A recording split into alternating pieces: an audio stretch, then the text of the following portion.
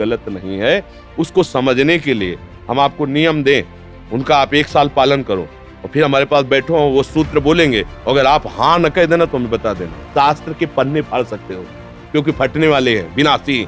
उसमें जो शब्द लिखा है उस पर तुम्हारी पहुंच ही नहीं है। आज जो है ना, अपने आचरण नहीं सुधारा जाता, महापुरुषों को गालियां दी जाती। जैसे हम आपसे कहें कि आप विचार करो, आप तो आप अपने विचार से नहीं, हमारी ताकत से बोलोगे, आपको लगेगा हाँ ठीक है। क्योंकि पवित्र वातावरण, पवित्र दर्शन और पवित्र संकल्प, तो आप उसको अपवित्र संकल्प से कहीं जान पाओगे। आजकल क्या हो रहा है कि हम लोगों को थोड़ा कड़वी बात लगेगी, आंतरिक भजन है नहीं, आंतरिक हमारी अध्यात्म में गति नहीं है, और शास्त्र पढ़ के बाह्य बुद्धि से उसका अर्थ बोल रहे हैं, तो कैसे समझ में आएगा? ये दिव्य भाषा है, ये तो उनकी समझ में आती है जो समाधि भाव को प्राप्त है। हर समय भगवतानंद में तो एक एक शब्द स्पष्ट दिखाई देता है। अब बेमतलब लिए घूम रहे लड़ाई झगड़ा, अरे तुलसीदास जी ने ये लिख दिया, उन्होंने वो लिख दिया। आप पहले थोड़ी देर बैठकर भजन तो करो ना, फिर तुम्हें समझ में आएगा। हमने सुना था कि जिस समय ये रामायण का रोल करवाया जा रहा था तो रामानंद सागर ने सबको निषेध किया था, कोई भी शास्त्र विरुद्ध आचरण नहीं करेगा, कोई भी गंदा भोजन नहीं करेगा, कोई भी ये सब। और उन्होंने स्वयं बताया था, वो जो राम बने थे, कि हमको ये शिक्षा दी गई थी कि आप एक रोल करने के लिए इतना संभाला गया उनको, सालों से उनको बिल्कुल सब विषयों से दूर करके एक साधना कराई गई, तब सब बैठ के हाथ जोड़ के देखते थे रामायण। और जिन्होंने देखा है चिदानंद और वो लिख रहे हैं, उनकी बात तुम काटने के लिए अधिकारी कब बन सकते हो? मूर्खता, केवल मूर्खता। कोई भी शास्त्र में बात गलत नहीं है, उसको समझने के लिए हम आपको नियम दें, उनका आप 1 साल पालन करो और फिर हमारे पास बैठो, वो सूत्र बोलेंगे, अगर आप हाँ न कह देना तो हमें बता देना। क्योंकि बुद्धि पवित्र होनी चाहिए यार। शराब पी के तुम शास्त्र की व्याख्या निकाल पाओगे?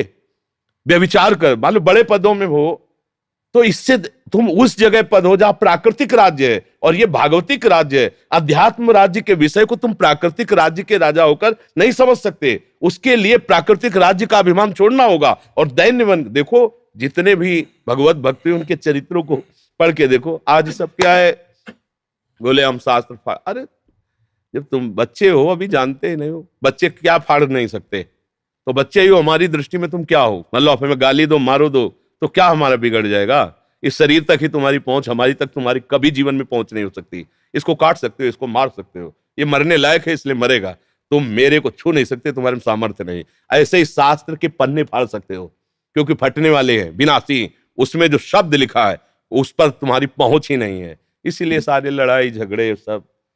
आज जो है ना, अपने आचरण नहीं सुधारा जाता, महापुरुषों को गालियां दी जाती है। अपने आचरण सुधार के देखो, फिर जब ऊंचाई पर पहुंचोगे तो आप उनके चरणों में झुक जाओगे कि उनका जीवन कैसा था। महापुरुषों गए हो ऐसे लिख दे, जिनके हृदय में भगवान विराजमान है वहां राग द्वेष नहीं होता, छोटा बड़ा नहीं होता। वो जो लिख रहे हैं उसको बात समझो। अगर समझ में नहीं आई तो बस इसी में झगड़ते हैं, जाति पक्ष में झगड़ते हैं, संप्रदाय पर। एक ईश्वर का पूजने वाला दूसरे ईश्वर का खंडन कर रहा है, ये क्या है? मूर्खता ही तो है। अरे एक ही है, उसके नाम अनेक है, उसके रूप अनेक है, उसकी सेवा पूजा करके बात जान जाओगे। झगड़ा करने से, झगड़ा करना तो अज्ञान है, और अज्ञानी कुछ भी कर सकता है। इसलिए अब कलयुग बढ़ेगा ना तो ऐसे ही बढ़ेगा, कोई सत्य की बात मानना नहीं चाहेगा। भगवान ने जो जो सिद्धांत बनाए उनको समझो, उनके अनुसार चलो, आपको शांति मिल जाएगी, आपको आनंद मिल जाएगा। आज हम 4 लोगों को रिझाना ही शांति समझते हैं। 4 लोग हमारे पास ज्यादा आने लगे, यही हमारी उन्नति है। 4 रुपए ज्यादा हो जाएं, यही हमारे ऊपर कृपा है, ये हम मानते हैं। ये है, बुद्धि पलट गई। बात यह है कि भगवान मिल जाए तो कृपा, शास्त्र की बात के अनुसार हमारा आचरण हो तो कृपा, हम काम क्रोध पर विजय प्राप्त करें तो कृपा। अब ये बातें कहाँ समझने में आती हैं? जैसे हम आपसे कहें कि आप विचार करो, आप तो आप अपने विचार से नहीं, हमारी ताकत से बोलोगे, आपको लगेगा हाँ ठीक है। क्योंकि पवित्र वातावरण, पवित्र दर्शन और पवित्र संकल्प, तो आप उसको अपवित्र संकल्प से कहीं जान पाओगे? अरे धनुर्विद्या सीखने के लिए भी तपस्या करनी पड़ती थी कि संकल्प से अस्त्र से। आप ये पराविद्या, इसको तुम गंदे आचरण करके जान जाओगे, गंदे आचरण करके तुम इसको, इसके शब्दों को जान जाओगे। फिर तो ब्रह्म ऋषियों का तपस्या करना, जीवन ऐसे सब भगवान में पूरा झोंक दिया जीवन, तब जान पाए। और तुम व्यभिचार कर रहे हो, गंदे आचरण का, तुम उनकी बात जान जाओगे, फिर कैसी?